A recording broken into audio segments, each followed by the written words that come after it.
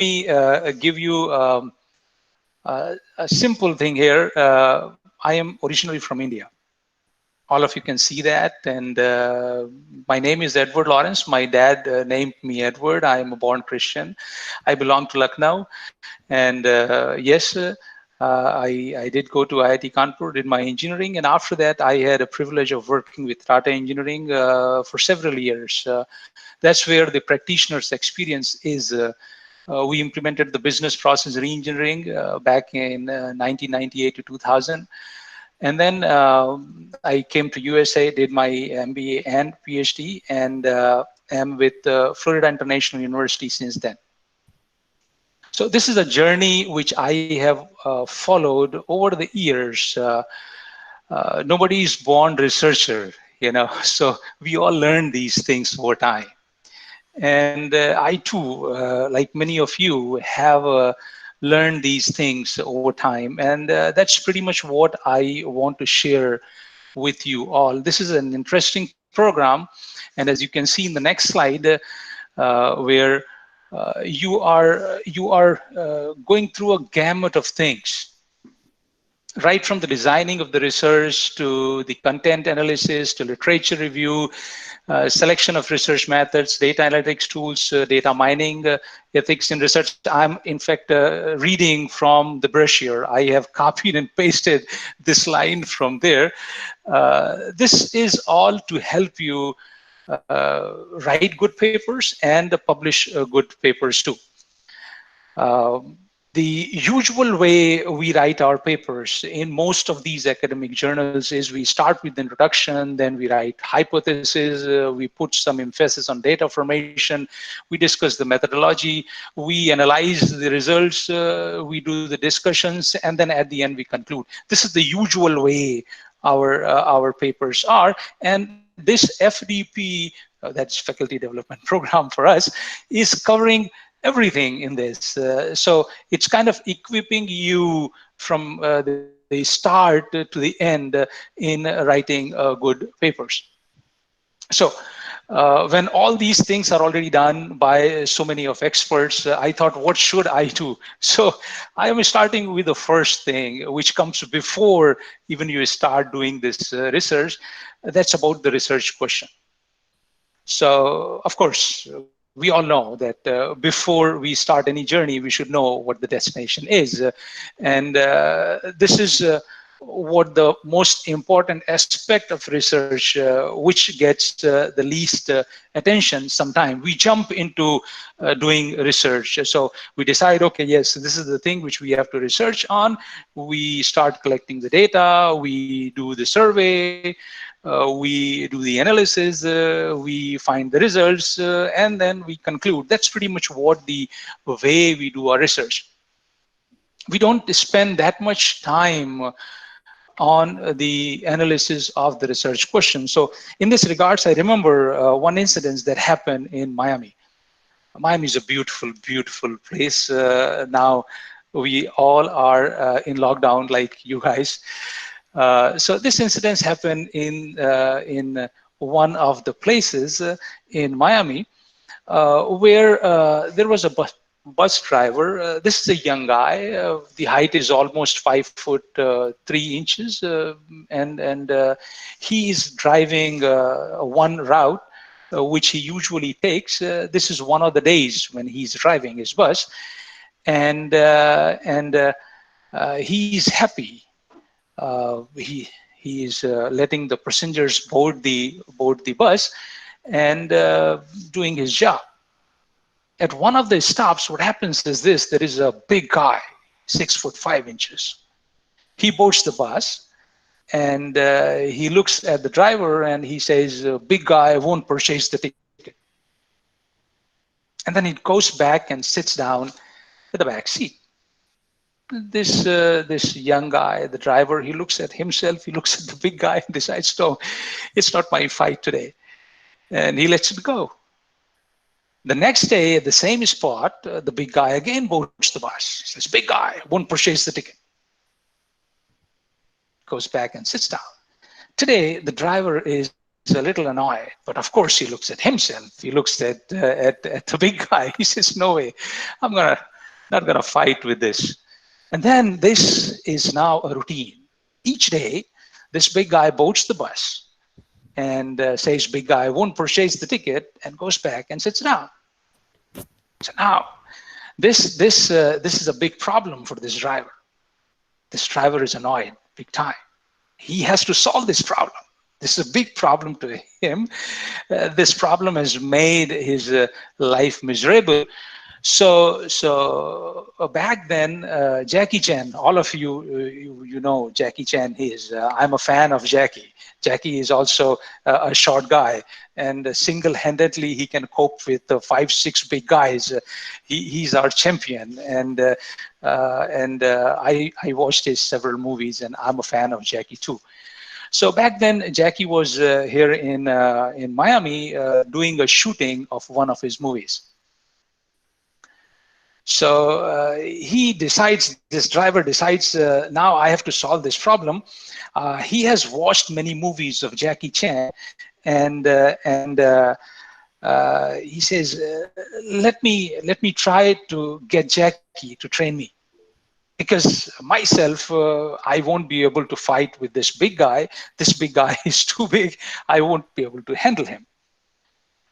So he goes to downtown, and to cut the story short, he meets Jackie, and then Jackie agrees to train him. And of course, after listening to the story from this person, and within a few weeks, this small guy is trained enough. He's fully equipped. Now he can handle a couple of big guys, because he knows the martial art, So this is a jolly day for him. He decides, this is the day I'm going to confront this big guy. So he's whistling, he's driving his bus, and the same time, same bus stop, the big guy boards the bus. The big guy says, big guy won't purchase the ticket.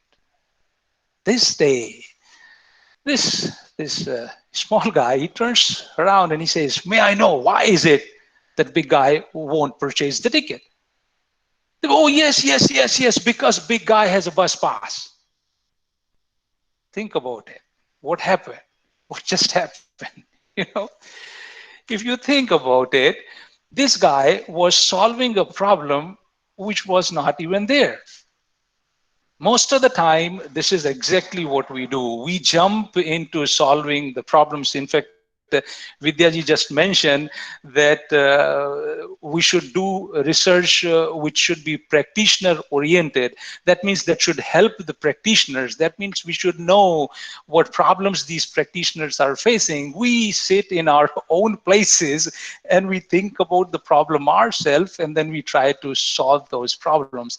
That's why I have written here on my slide, remember Jackie Chan. Always remember Jackie Chan. Always spend a lot of time in knowing the problem. In fact, there is a saying, if you understand the problem, half of the problem is solved. So devote time in understanding the problem. And the challenging the problem is, the great the idea is, the better the publications are. The importance of the research question is what determines the quality of journal where you are going to publish your papers. And that means that you have to step back. You have to not jump into doing research. First, you have to finalize what idea you are going to work on. What is the research question that you are going to work on? What is this hypothesis that you are going to work on? Unless you decide on those things, you won't be able to jump or do anything else. First, you should decide on these questions. Once this is settled, then you are going to move and then decide, okay, now this question is settled. This is the data I'm going to use to do this question. This is the methodology which I'm going to use to do this question. This is the way I'm going to do this analysis. My problem is a lot of endogeneity, so I have to solve these problems. But remember, all this is based on that question, that research question. A new idea is what is going to get you to excellent journals. You can see, in fact, I have named a few of these great ideas in finance. Markowitz portfolio diversification. Markowitz ended up getting Nobel Prize. Sharpe's CAPM, the most widely used asset pricing model, got Nobel Prize. Black-Scholes option pricing model got Nobel Prize. The Miller-Modigliani's irrelevance of capital structure again got Nobel Prize. I mean, these are ideas. People thought about them. They spent a lot of time. In fact, some of them are theoretical papers. you know, they put their brain into solving these.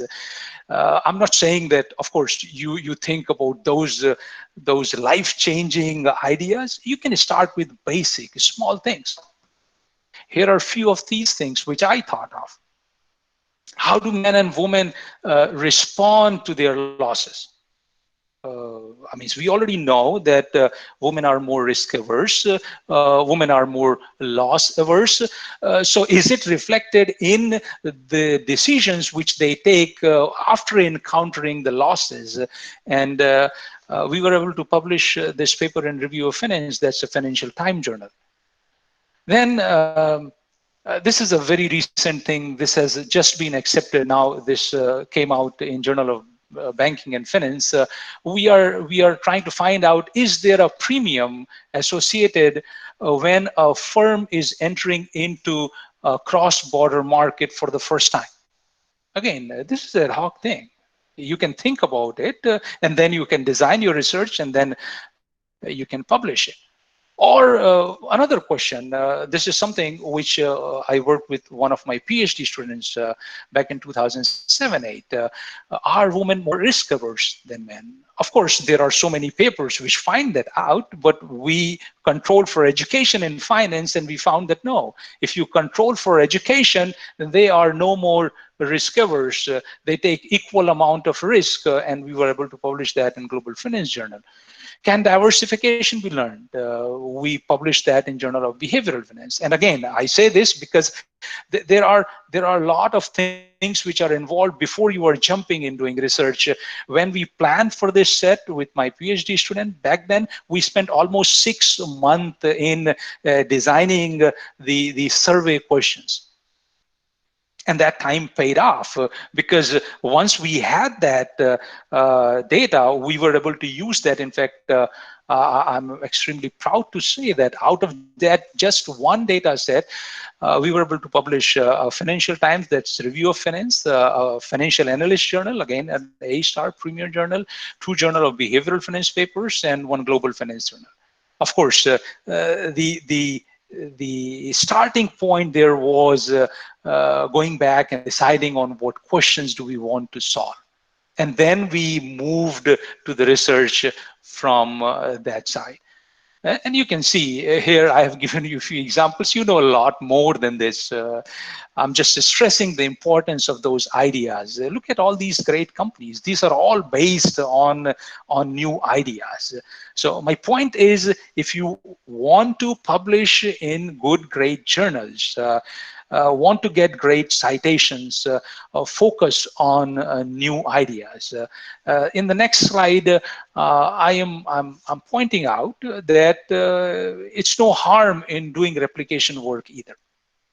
There are a lot of us who do replication work. In fact, I teach my PhD students, and in the second semester when I teach them the course on financial theory, I ask them to replicate papers. And many times what happens is this: once they are replicating, they are done replicating, I ask them to do the same analysis using the current data and then add something new to it. So you can start from that also. But remember, just the replication won't get you published. What you have to do is you have to add something on top of it. So definitely, as a starting point, you can focus on that. I know different universities, different places have different norms. Some people have to publish several papers in a year, and I'll tell you this, that some of my papers have taken 8-9 years in publication. So the denser the problem, the difficult the problem, the more time it will take you to solve those. What you can do is you can do new data, you can use new methodology, you can use all these things to validate the already existing results. That's also very interesting to journals. So that is something which you can start with. And then you can progress towards more difficult questions. In short, I would say devote time on research questions and then proceed towards different sections. Here in the next slide, um, I'm again reiterating the importance of research question. And here my view is a little different. And you are all going to see FDP on literature review. Essential, it's very, very important. The way you can form a new question in already existing literature is when you already know the literature. I mean, it's not that somebody sits under a banyan tree or below an apple tree and an apple fall down on your head and somebody becomes Newton. You will have to know what has already been done, and then you can add on that to that research. So literature review is essential. I know you are going to get a whole lecture on it, but my advice is go towards SSRN. SSRN posts the papers that are not even published, but in the process of either submission or publications. That'll tell you what not to touch, because you don't want to end up in a situation where you have devoted so much time on your research and then you find out, oh my God, this thing has already been published. There is an instance where it happened with us. One of my PhD students recently, I should say 4 or 5 years ago. His name is Jadanis Rodriguez. He's an assistant professor right now at Eastern Michigan. So he has completed his 2 essays, and then he was working on his 3rd essay for almost 6 months. And then he realized that in a forthcoming paper at Journal of Corporate Finance, the same thing was going to get published. So my point is simply this: if something has already been researched, then you won't be able to publish it. So definitely devote some time on this SSR. At the end, what you should do is you should ask for one big question. So what? What does that do? I have done so much. How does that contribute to the already existing literature, or how does this propel to a new place, a new paradigm? That is a very, very important thing. In fact, sometimes the referees have asked me also while rejecting, oh, you have done this 50 pages, so what? Bring me something new. So that's important. Here, I have laid down some of the steps which I had followed, and I would always recommend that get a group of people, team with them. Yes, I know some people want to work alone, but I mean, through my own personal experience, I have so many co-authors, and everyone brings in something new, something different, and that helps. Always helps. And then decide on the research question.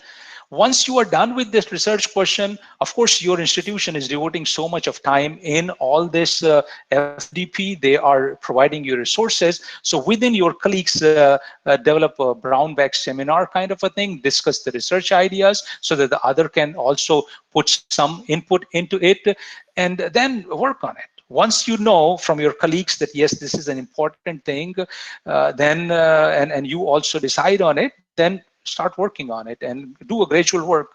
2-3 hours of each day work can push you a lot, rather than a weekend 10 hours.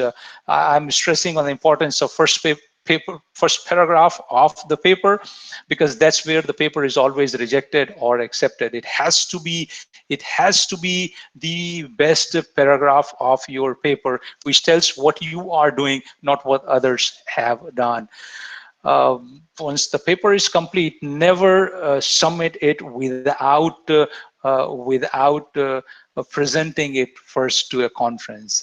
Get the feedback from other people who are working in the same area. Once you get the feedback, don't ignore them, because maybe some of them is going to become your referee.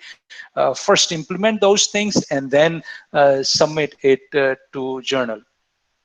Of course, once you submit it, then becomes the prayer time. Pray, and the next slides, 2 slides are very quick slides. I'm going to finish this in a couple of minutes. Of course, this is a blessing.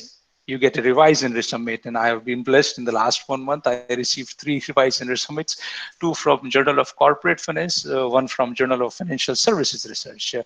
That's a great feel. But you have to be very serious in this. Whatever the referee has said, complete each and everything. And if you cannot, then justify why.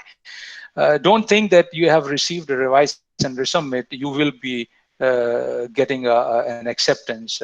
I had a bad experience a few years ago with after the second round in review of finance, they rejected the paper, and that happens. So there is a chance. My point is definitely do what the referee is saying, everything.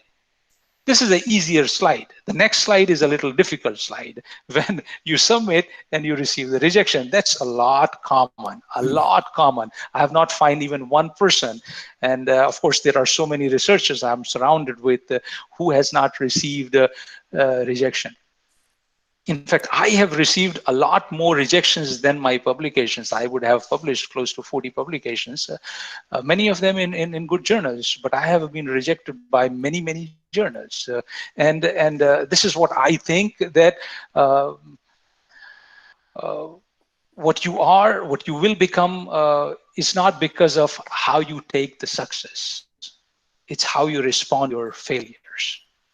And if you accept it as a defeat and just leave the research, then of course you are not going to get published. But if you try again and work a lot, put your heart into it, you will succeed. Read the comments from the referee, put everything which this referee has asked for into the paper, and then move on. Submit this to a new journal. Here are a few of my final thoughts. Pick the research area which you like to work in. Is something I say. You love what you do, and you do what you love, and that's where the feel is. Where research is your hobby. It's not a work. And another thing I would recommend is we all forget. We all forget very fast. So whenever you get some idea, always note it down and keep it with you. And then I would say that this is the right decision which you all of you have made. You are investing in yourself. This program is for you. This 5 days is where you are increasing your own values. You are trying to equip yourself with the quality research. I thank the organizers for doing this for you. And I admire the effort which you all are putting in. I wish you all the very best of luck. At the end, I would say that if any one of you is interested in, you can submit your papers at Journal of Behavioral Finance and Economics, and I will promise a fast